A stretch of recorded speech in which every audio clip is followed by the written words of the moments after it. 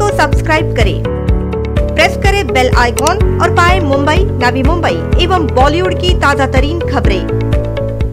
मागच्या एक आठवड्यापासून नवी मुंबई शहरामध्ये जे कोविड बाधित रुग्ण आहेत त्यांच्यासाठी बेड अवेलेबिलिटी बाबत काही तक्रारी येत आहेत की आवश्यकतेप्रमाणे वेळेमध्ये बेड मिळू शकत नाही आणि बऱ्याच वेळा हेल्पलाईन नंबरला किंवा हॉस्पिटलला फोन केल्यानंतर सुद्धा बेड इमिडिएट उपलब्ध नाही झाल्यामुळे रुग्णांना फार मोठा मनस्ताप सहन करावा लागतो, बेड उपलब्ध होण्यामध्ये डिले होतो आणि ह्या संपूर्ण प्रकरणाची पार्श्वभूमी काय आहे हे आपल्याला समजून घेणं गरजेचं आहे।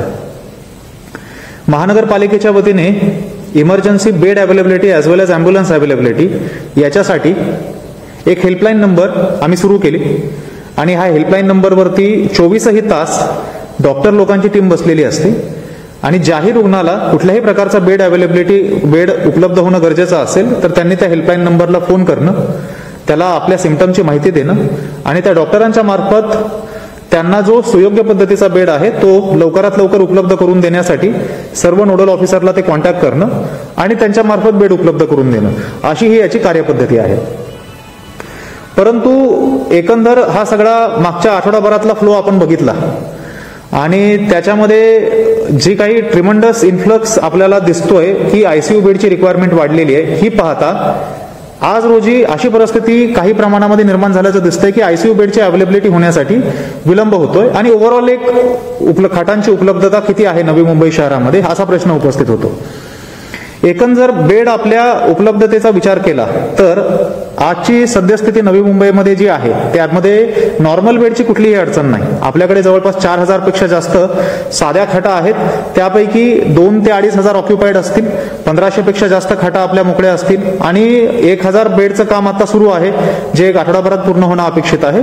पुढच्या 1000 खाटांचं नियोजन आपण आतापासूनच करत आहोत। So normal bed should not be a problem at all. Oxygen बेडच्या बाबतीत सुद्धा फक्त कॉर्पोरेशनचा जर विचार केला तर जवळपास आपल्याकडे 2300 आपले ऑक्सिजनचे बेड आहेत आणि ह्या 2300 बेडवरती जे रुग्ण आहेत त्यांची संख्या 800 पेक्षा जास्त नाही। म्हणजे फक्त कॉर्पोरेशनचा जरी विचार केला आपण तरी 1500 बेड आपले फक्त कॉर्पोरेशनच्या ताब्यातले ऑक्सिजनचे अवेलेबल आहेत। सो आज रोजी नवी मुंबई शहरामध्ये एखाद्या रुग्णाला ऑक्सिजन बेडची अवेलेबिलिटी उपलब्धता हवी असेल तर त्याला बेड उपलब्ध होणार नाही अशी परिस्थिती थोडीही नाही, कारण आपल्याकडे सिडको एक्झिबिशन मध्ये 1200 बेड आहेत, त्या 1200 ही बेडला ऑक्सिजन आहे। तिथे आज रोजी DCSC प्रोटोकॉलवरती म्हणजे ऑक्सिजनचा जो प्रोटोकॉल असतो त्याच्यावरती 600 रुग्ण आहेत। त्याचबरोबर आपल्याकडे राधास्वामीमध्ये साधारणतः 300 ते 350 ऑक्सिजनचे बेड आहेत। एक्सपोर्ट हाऊसमध्ये 550 बेड आहेत जिथं आपण अजूनही ऑक्सिजनचे रुग्ण घ्यायला सुरू केलेलं नाही, कारण रुग्णांची ऑक्सिजनची तेवढी संख्या अजून वाढलेली नाही शहरामध्ये। प्रायव्हेट हॉस्पिटलमध्ये एखाद्या रुग्णाचा इन्सिस्टन्स असेल की आम्हाला ऑक्सिजनचा बेड प्रायव्हेटमध्येच पाहिजे तर काही प्रमाणामध्ये अडचणी निर्माण होऊ शकतात, कारण प्रायव्हेटची ऑक्सिजनची ऑक्युपन्सी ऑलमोस्ट 100% आलेली आहे। परंतु जर त्यांनी सिडको एक्झिबिशन किंवा आपल्या फॅसिलिटीमध्ये जायचा चॉईस उपलब्ध केला तर त्याला कुठलीही अडचण येणार नाही याची आम्ही दक्षता घेतोय। मात्र कळीचा मुद्दा आहे आयसीयू बेड आणि व्हेंटिलेटरची अवेलेबिलिटी। शहरामध्ये आज रोजी 500 पेक्षा जास्त साधारणतः 505 आयसीयू बेड उपलब्ध आहेत आणि फार मोठ्या प्रमाणावरती आयसीयू बेडचा जर विचार केला तर डिमांड फार मोठ्या प्रमाणावरती येताना आपल्याला दिसते। याची अनेक कारणं आहेत। मागच्या आठवडाभरामध्ये आयसीयू बेडची रिक्वायरमेंट आपल्या हेल्पलाईन नंबरला जी येते म्हणजे साधारणतः हेल्पलाईन नंबरवरती दररोज 200 पेक्षा जास्त कॉल येतात, याच्यामध्ये विविध प्रकारच्या त्यांच्या डिमांड असतात आणि त्याच्यामध्ये आयसीयूची फार मोठ्या प्रमाणावरती मागणी होताना आपल्याला दिसते। आयसीयू बेडच्या मॅनेजमेंटसाठी 2-3 गोष्टी महानगरपालिकेच्या वतीने केल्या जात आहेत। त्यातला एक महत्वाचा निर्णय जो आम्ही आज घेतलेला आहे, प्रायव्हेट हॉस्पिटलमधले जेवढे पण बेड असतात त्याच्यामध्ये आयसीयू कॅटेगरी असेल, ऑक्सिजनची कॅटेगरी असेल किंवा साधी कॅटेगरी असेल, ह्या तीनही कॅटेगरीमधल्या सर्व बेडपैकी 80% बेड हे महानगरपालिकेच्या हेल्पलाईनच्या माध्यमातून रेग्युलेट केले जातील आणि त्याच्यावरती होणारे ऍडमिशन हे आपल्या हेल्पलाईनच्या माध्यमातून रेग्युलेट केले जातील आणि सर्व हॉस्पिटलना कळवण्यात आलेलं आहे की त्यांच्या 80% खाटांवरती जे रुग्ण ऍडमिट होतात त्यामध्ये हेल्पलाईनवरची जी वेटिंग लिस्ट आहे त्यांना सगळ्यात पहिलं प्राधान्य दिलं गरजेचं आहे आणि जर हेल्पलाईनच्या वेटिंग लिस्टवरती एखादा रुग्ण नसेल तरच त्यांनी परस्पर त्या ठिकाणी ऍडमिशन करावं। या पद्धतीने हा आदेश निर्गमित करण्यात आलेला आहे. सर्व नोडल ऑफिसरला त्याची माहिती देण्यात आलेली आहे आणि आम्ही आमच्या स्तरावरनं प्रयत्न करतोय डेली बेसिसवरती नोडल ऑफिसरचा आढावा घेऊन की हॉस्पिटलचं सेन्सिटायझेशन करणं, जे हॉस्पिटल कोऑपरेट करत नाहीत त्यांना माहिती देणं, आवश्यकता पडली तर त्यांना नोटीस काढणं आणि त्यांना जाणीव करून देणं की 80% बेड जे आहेत ते रेग्युलेटेड आहेत, त्या ठिकाणचे ऍडमिशन जे आहेत त्यावरती हेल्पलाईन नंबर मधली वेटिंग लिस्ट आहे, त्यांना प्रायोरिटी देणं गरजेचं आहे. त्याच्या बाहेर त्यांना जाता येणार नाही. 20% जो कोटा आहे दॅट इज अनरेग्युलेटेड आणि त्याच्या बाबतीमध्ये हॉस्पिटल आपल्या डिस्क्रिप्शनवरती ऍडमिशन करू शकतं. सो आज 500 जे आपल्याकडे आयसीयू बेड आहेत त्यापैकी साधारणतः 300 प्रायव्हेट हॉस्पिटलचे बेड आहेत. जर हा आदेश जो निर्गमित करण्यात आलेला आहे याची एन्फोर्समेंट जास्तीत जास्त इफेक्टिव्ह करण्याचा आमचा प्रयत्न राहील आणि त्यातून प्रायव्हेट बेडमध्ये सुद्धा आपल्या हेल्पलाईनवरती जे लोक फोन करतात आणि ज्यांना आयसीयू बेडची इमर्जन्सीमध्ये अवेलेबिलिटी हवी असते त्यांचे ऍडमिशन होतील याची आम्ही दक्षता घेऊ. पण आयसीयू बेडचा अवेलेबिलिटीचा विषय इथेच संपत नाही. तसं पाहायला गेलं 500 बेड आपल्याकडे आज आहेत, परंतु अजून त्याचा इक्विलिब्रियम सेट झालेला नाही. इक्विलिब्रियम म्हणजे ऍडमिशन इक्वल टू डिस्चार्जेस हे गणित अजून बसलेलं नाही. बिकॉज इव्हन टुडे जेवढे आपले डिस्चार्जेस 500 मध्ये होतात त्याच्यापेक्षा कितीतरी जास्त ऍडमिशनच्या रिक्वेस्ट आपल्याकडे येत राहतात आणि त्याच्यामुळे काही प्रमाणामध्ये आयसीयू बेडची अवेलेबिलिटी कमी असल्याचं आपल्याला आज दिसतंय. त्याच्यावर पुढचं सोल्युशन आहे आपल्याला आयसीयू बेडची अवेलेबिलिटी वाढत जाणं गरजेचं आहे. त्या दृष्टिकोनातून सुद्धा नियोजन महानगरपालिकेने केलेलं आहे. एमजीएम कामोठे सोबत आपण 100 बेडचं नवीन एक अग्रीमेंट करतोय, ज्या माध्यमातून उद्या म्हणजे साधारणतः 15 तारखेला त्यांनी 20 बेड आपल्याला नवीन अवेलेबल करून देतील आणि त्याच्यानंतर 2 दिवसामध्ये म्हणजे 17 तारखेपर्यंत अजून 70 बेड अवेलेबल करून देतील. म्हणजे येत्या साधारणतः रविवारपर्यंत एमजीएमचे 100 बेड आपल्याला मिळू शकतील आयसीयूचे फक्त. आणि इफ नेसेसरी आपण त्याचा एक्सटेन्शन अजून 100 बेडचं करू शकतो.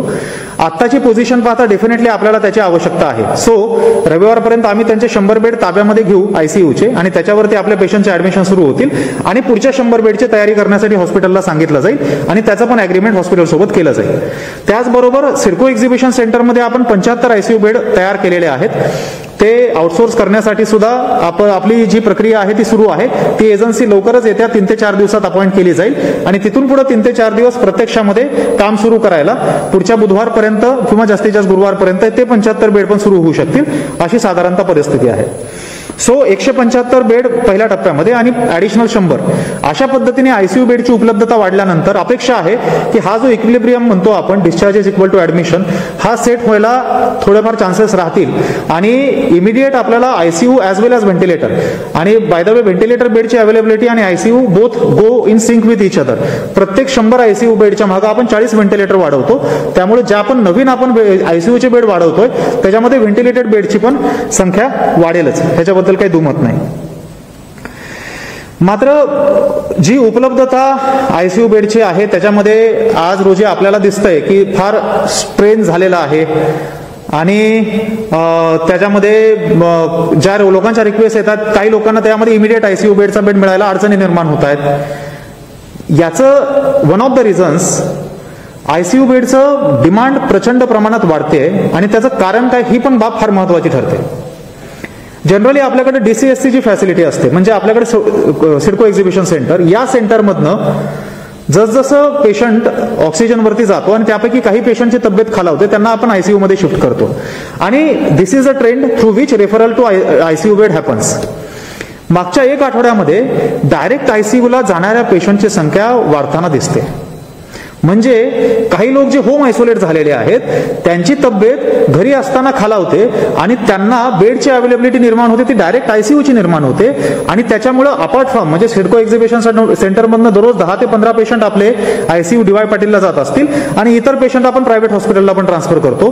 त्याचबरोबर जे होम आयसोलेटेड पेशंट आहेत त्यांच्याकडनं डायरेक्ट आयसीयूची डिमांड वाढताना आपल्याला दिसते आणि त्याचं कारण समजून घेणं गरजेचं आहे. होम आयसोलेशनचा प्रोटोकॉल ठरलेला आहे की कुणाला होम आयसोलेशन अलाउ केलं जाऊ शकतं. त्याच्यामध्ये सिनियर सिटीजन असेल आणि हेवी कोमॉर्बिडिटी असेल आणि सिम्पटम जर असतील मॉडरेट टू सिव्हिअर सिम्पटम असतील त्या व्यक्तीला होम आयसोलेशन ऍडवाइस केलं जात नाही.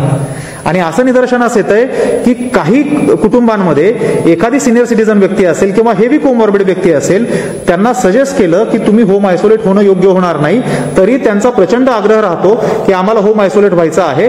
अगेन्स्ट ऍडवाइस ते होम आयसोलेट होतात आणि त्याच्यानंतर जर पुढे काही कंडिशन त्यांची खालावली तर खालावलेल्या कंडिशन सहित हॉस्पिटलला रिपोर्ट होतात आणि मग हॉस्पिटलमध्ये ऑलरेडी आल्यानंतर जर कंडिशन खराब असेल डायरेक्ट आपल्याला आयसीयूला शिफ्ट करावं लागतं. तिथून पुढे त्यांची रिकव्हरी करण्याची प्रोसेस अधिक कठीण बनते, क्रिटिकॅलिटी वाढते. आजच आमच्या सायंकाळच्या व्हीसी मध्ये जे केस निदर्शनास आली, एका पर्टिक्युलर यूएचपी मध्ये एक ज्येष्ठ नागरिक 80+ महिला आहे, त्या व्यक्तीला होम आयसोलेशन आपल्याला ऍडवाइस करणं शक्य नव्हतं. डिस्पाईट सो मेनी एफर्ट त्या कुटुंबाने इन्सिस्ट केलं की त्यांना होम आयसोलेशन करायचं आहे. परवा दिवशी त्यांनी होम आयसोलेशन केलं आणि आज ती केस हॉस्पिटलमध्ये रिपोर्ट झाली विथ ऑलमोस्ट 80 SpO2 सॅच्युरेशन. आता एवढ्या सिनियर एजला जर सॅच्युरेशन एवढं ड्रॉप झालेलं असेल तर it becomes very critical case in ICU. आणि त्यांना जर त्यावेळी इन्स्टिट्यूशन आयसोलेशन मध्ये आले असते तर योग्य वेळी ऑक्सिजन लावून पुढे आयसीयू पर्यंत जाण्याची वेळ सुद्धा आपल्याला टाळता आली असते.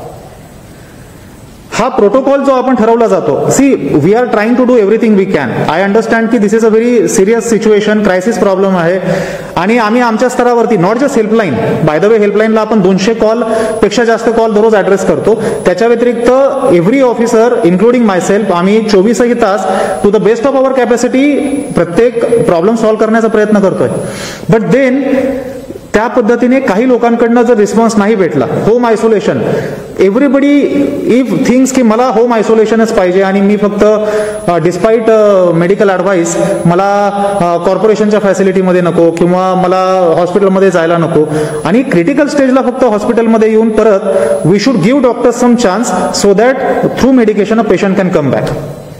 माझी सर्व नागरिकांना विनंती आहे की महानगरपालिकेच्या वतीने आपण संपूर्ण प्रयत्न करतोय, इन्स्टिट्यूशनल आयसोलेशन जास्तीत जास्त व्हावं आणि त्याच्या फॅसिलिटी पण आपण वाढवतोय. त्याचवेळी जर एखादी व्यक्ती पॉझिटिव्ह आल्यानंतर आपल्याला प्रोटोकॉलनुसार इन्स्टिट्यूशनल आयसोलेशन ऍडवाइस केलेलं असेल तर कृपया इन्स्टिट्यूशनल आयसोलेशनचा पर्याय स्वीकारावा.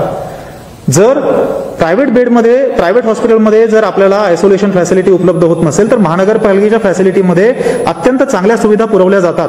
ज्या ज्या ठिकाणी अडचणी आहेत इमिडिएट आम्ही त्या ठिकाणी रिस्पॉन्स करतो, विदिन नो टाइम त्या ठिकाणी कार्यवाही केली जाते. पण कोविड अशी गोष्ट आहे की ज्याच्यामध्ये सिनियर सिटीजन असेल किंवा हेवी कोमॉर्बिडिटी असेल, परिस्थिती खालावायला वेळ लागत नाही आणि मग आयत्या वेळी आयसीयू बेड जरी मिळाला तरी तिथून पुढे रिकव्हरी अजून जास्त क्रिटिकल बनते. माझी सर्व नागरिकांना विनंती आहे की कृपया मेडिकल ऍडवाइस असेल त्या पद्धतीने आपण बिहेव करावं, त्या पद्धतीने रिस्पॉन्ड करावं. मेडिकल यंत्रणा आहे ती पण प्रचंड स्ट्रेस खाली आहे, त्यांच्या पण अडचणी अजून वाढणार नाहीत आणि सर्वांनी जर कोऑपरेशन केलं आणि त्याचबरोबर आम्ही आमच्या पूर्ण क्षमतेने आयसीयू बेडची कॅपॅसिटी तर वाढवतच आहोत, त्याचबरोबर 80% रेग्युलेशन जे आहे त्याची एन्फोर्समेंट सुद्धा पूर्ण क्षमतेने करू आणि एक इक्विलिब्रियम एकदा सेट झाला की आयसीयू बेडच्या अवेलेबिलिटीची पण आपल्याला कुठली अडचण येणार नाही, हे पूर्णतः पाहण्यासाठी आम्ही सतर्कपणे कार्यवाही करत आहोत आणि आपल्या सहकार्याने लवकरात लवकर ह्या क्रायसिसच्या आपण बाहेर पडू.